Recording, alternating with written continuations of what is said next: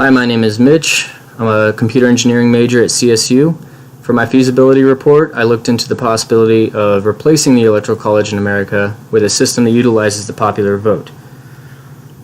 The 2016 presidential election outlined how a president could win the Electoral College despite losing the popular vote. This shows that our current system is flawed and should be replaced. We're more than technologically capable of changing it. Many people already want this change, and the majority of other democracies in the world are already directly voting their presidents or leaders. Some of the problems with the Electoral College stem from when it was founded in 1804. It's over 200 years old. The Electoral College gives each state 2 votes plus a number of votes based on the population of that state. This population is gathered every 10 years by the national census, which herein lies the problem. The elections are every 4 years. This leads to the possibility of candidates winning the Electoral College and the presidency despite losing the popular vote, as in the case of the 2016 election when Trump won the presidency despite losing to Clinton by nearly 3 million votes. To replace the Electoral College, we're more than capable technologically. We could implement an electronic system of voting where everyone could vote from their own homes or anywhere that there is internet, and these votes could be tallied electronically. This could also be beneficial, possibly, in getting away from the two-party system by giving people more choices in candidates and a more fair overall democracy.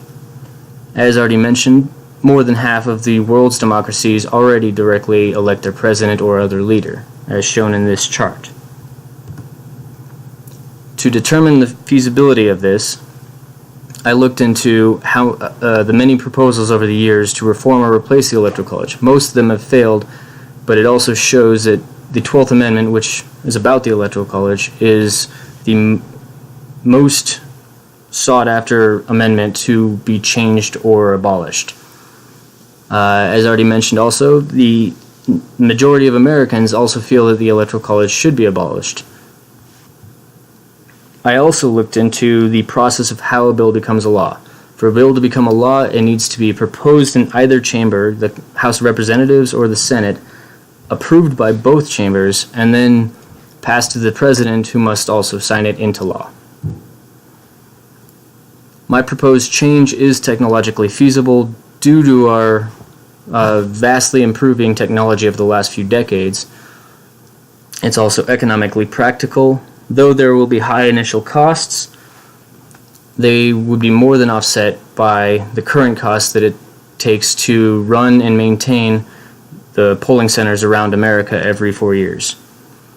It's also socially desirable, as mentioned, because most people want this kind of change, which is evidenced by the most recent election as well as the 2000 election, in which George W. Bush won the presidency despite losing the popular vote to Al Gore.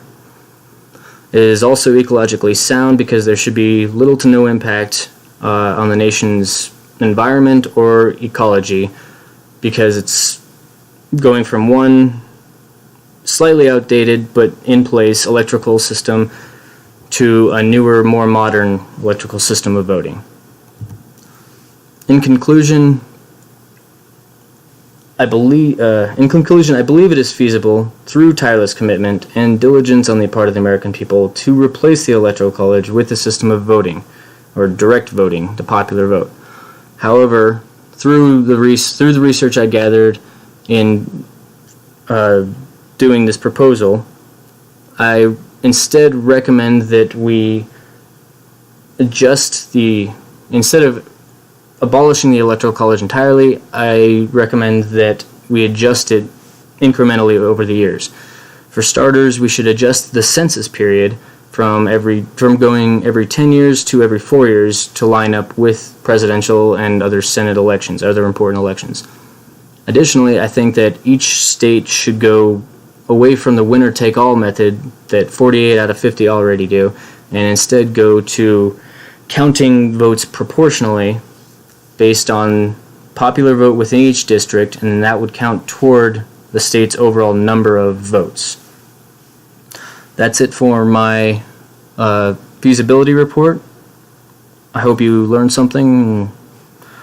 Hope this was informative. Thank you.